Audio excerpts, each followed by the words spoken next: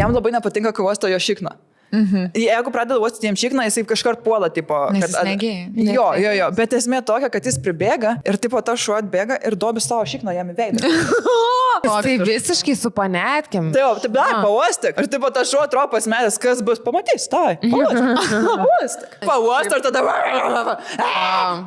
Visas. Pas mumis būna nejaukus momentai, kur, pavyzdžiui, du šunis nesusitinka, ten, tarkim, prileidi ir matai, kad abu dažnai sutars, fainai.